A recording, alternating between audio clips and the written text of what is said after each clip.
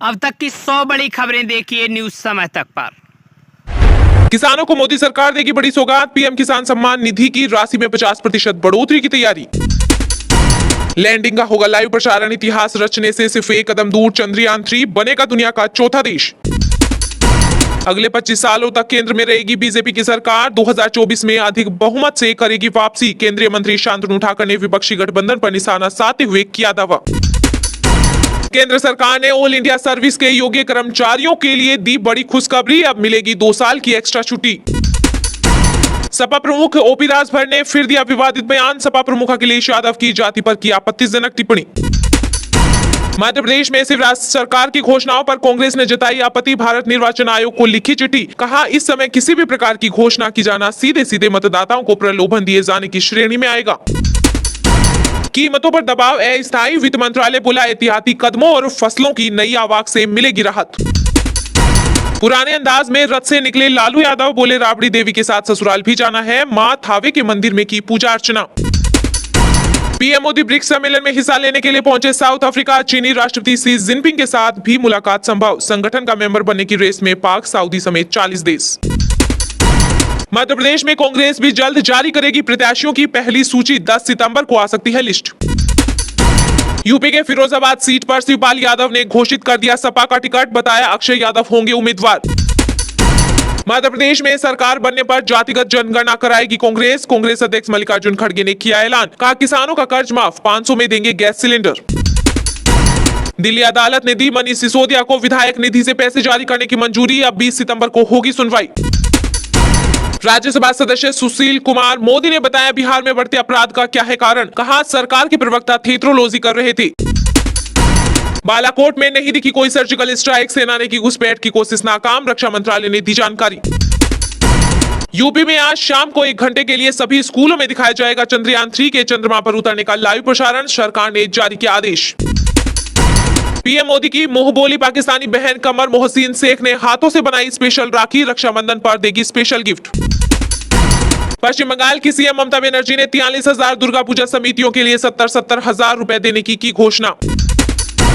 UP के पूर्व मुख्यमंत्री कल्याण सिंह की पुण्यतिथि पर बड़ी सियासी लकीर खींच गए अमित शाह और सीएम योगी। 45 जिलों के वोट बैंक पर दिखेगा असर। दिल्ली के एलजी के आप विधायक के खिलाफ मुकदमा चलाने की मंजूरी के लिए विधानसभा अध्यक्ष के पास भेजा मामला। चंद्रयान 3 पर सपा सांसद डॉक्टर शरीफुर रहमान बर्क ने दिया बयान। कहा, देश की तरक्की में हिंदू मुस्लिम दोनों का हाथ। मध्य प्रदेश में जिले बनाने का चुनावी दाव। मुख्यमंत्री शिवराज सिंह चौहान ने की एक और नए जिले की घोषणा। भारत को विश्व कप दिलाने के लिए आप वोट दिलाएंगे सचिन तेंदुलकर। चुनाव आयोग ने बनाया नेशनल आइकॉन। दिल्ली में बीजेपी की तीसरी बार हर सीट पर जीत की तैयारी। लोकसभा प्रभारियों को सौंपी गई जिम्मेदारी। राजस्थान मिशन 2030 कार्यक्रम में बोले मुख्यमंत्री अशोक गहलोत। कहा, मैं बहुत जिद्दी हूं काम करने में। हम झूठ नहीं बोलते, काम करते हैं। बिहार कैबिनेट की बैठक में 25 एजेंटों पर लगी मुहर। सहरसा में खुलेगा मेडिकल कॉलेज। जम्मू कश्मीर के पुंछ में घुसपैठ की कोशिश नाकाम। एलओसी पर बीएसएफ के 2 घुसपैठियों को किया ढेर। भारी मात्रा में हथियार बरामद। छत्तीसगढ़ विधानसभा चुनाव से पहले कांग्रेस को लगा बड़ा झटका। गुरु बालदास और खुशवंत साहब ने थामा बीजेपी का दामन। बसपा सुप्रीमो मायावती ने बुलाई अहम बैठक। 2024 पर फोकस। संगठन में हो सकते हैं बड़े बदलाव। पाकिस्तान की सीमा हैदर ने रक्षाबंधन से पहले देश के पीएम मोदी, अमित शाह और सीएम योगी को भेजी राखी। मणिपुर में हिंसा के बाद सामान्य हो रहे हालात। एनएच 37 पर नाकेबंदी हटाई और आवश्यक वस्तुओं की आपूर्ति हुई शुरू। दिल्ली के गरीब परिवारों को फ्री मिलेगी चीनी। सीएम अरविंद केजरीवाल ने प्रस्ताव को दी मंजूरी। फिल्म गदर 2 की सफलता के बीच सैनी देओल का बड़ा ऐलान। कहा, नहीं लड़ेंगे चुनाव। बताई अपनी वजह। राजनीति में मन नहीं लगता, सिर्फ फिल्मों में काम करना चाहते हैं। यूपी में अब राज्यसभा के लिए होगा सियासी घमासान। उपचुनाव की तारीखों का हुआ ऐलान।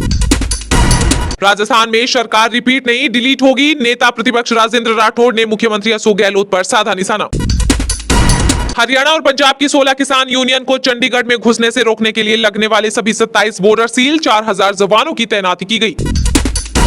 कर्नाटक की तरह छत्तीसगढ़ में भी कांग्रेस हिंदुत्व के रास्ते। सीएम भूपेश बघेल ने डमरू बजाकर निकाली कांवड़ यात्रा। पश्चिम बंगाल में 39% शिक्षण संस्थान है फर्जी। बीजेपी नेता शुभेंदु अधिकारी ने छात्रवृत्ति के पैसे में भ्रष्टाचार का लगाया आरोप। LIC ने डीमर्जर एक्शन के जरिए जियो फाइनेंशियल सर्विसेज में लिया 6.66% हिस्सा, सेबी को दी जानकारी। G20 सम्मेलन को देखते हुए स्कूल और कॉलेज की हुई छुट्टी, दिल्ली रहेगी 8 से 10 सितंबर तक बंद। 22 करोड़ मुसलमान हैं, 1-2 करोड़ मर भी जाएं तो कोई हर्ज नहीं, उत्तराखंड का पूर्व राज्यपाल अजीज कुरैशी का विवादित बयान। लूना 25 मिशन के क्रैश होने से लगा झटका, रूस के शीर्ष अंतरिक्ष विज्ञानी की तबीयत बिगड़ी, अस्पताल में भर्ती। पाकिस्तान हमारा दुश्मन देश नहीं है, कांग्रेस नेता मणिशंकर अय्यर बोले, वहां के लोग भारत की सबसे बड़ी संपत्ति। पंजाब ग्रामीण विकास की दिशा में भगवंत मान सरकार का बड़ा फैसला, सर्वसम्मति से चुनी जाने वाली पंचायतों को मिलेगा विशेष ग्रांट। मध्य प्रदेश के पूर्व राज्यपाल अजीज कुरैशी का विवादित बयान, कहा गंगा मैया और नर्मदा मैया की जय बोलना शर्म की बात। महाराष्ट्र के पूर्व सीएम उद्धव ठाकरे और संजय रावत को अवमानना मामले में मिली जमानत, सांसद राहुल सेवाले ने दायर की थी याचिका। मध्य प्रदेश में बड़े आतंकी मॉड्यूल का हुआ खुलासा, NIA ने जबलपुर से गिरफ्तार किए ISIS आतंकी। पश्चिम बंगाल की मुख्यमंत्री ममता बनर्जी इमामों, मुइज्जिनों और पुरोहितों के लिए हुई दिलदार, सभी के मासिक भत्ते की बढ़ोतरी। पश्चिम बंगाल में CAA लागू होगा और ममता बनर्जी रोक नहीं पाएगी, भाजपा प्रदेश अध्यक्ष सुकांत मजूम का विपक्षी गठबंधन पर तंज। सीएम नीतीश कुमार के मन में क्या है, पूर्व सीएम जितिन राम मांझी ने किया खुलासा, कहा केंद्र जल्द बिहार में राष्ट्रपति शासन लागू करे। बीजेपी को हटाने का हो चुका है संकल्प, बिहार के पूर्व सीएम और RJD चीफ लालू यादव ने मोदी सरकार पर साधा निशाना। उत्तराखंड में जल्द शुरू होगा बम्पर सरकारी भर्तियों का दौर, अगले हफ्ते तक जारी हो जाएगा कैलेंडर। बेटी की हार से हताश है अशोक गहलोत, केंद्रीय मंत्री गजेंद्र सिंह शेखावत ने राजस्थान के मुख्यमंत्री पर किया पलटवार। जम्मू कश्मीर में अब होगी पैसों की बारिश, उपराज्यपाल मनोज सिन्हा ने बताया मास्टर प्लान। प्याज नहीं खाएंगे तो कुछ बिगड़ नहीं जाएगा, महाराष्ट्र सरकार में मंत्री दादा भूसे ने दिया विवादित बयान।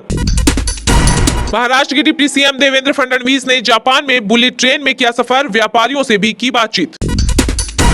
उत्तर प्रदेश में बिजली संकट, उत्पादन इकाइयां ठप होने से 1925 मेगावाट बिजली का उत्पादन हुआ कम। झारखंड में 27 अक्टूबर से होगा एशियन चैंपियनशिप टूर्नामेंट। राजस्थान प्रदेश का 5वां टाइगर रिजर्व बना धौलपुर, NTCA से मिली अंतिम मंजूरी, वन्यजीव प्रेमियों में खुशी की लहर। पंजाब में भगवंत मान सरकार ने बाढ़ पीड़ित किसानों के लिए मुआवजा राशि की जारी। नहीं रहे हरियाणवी सिंगर राजू पंजाबी, लंबे समय से थे बीमार, 40 साल की उम्र में दुनिया को कहा अलविदा।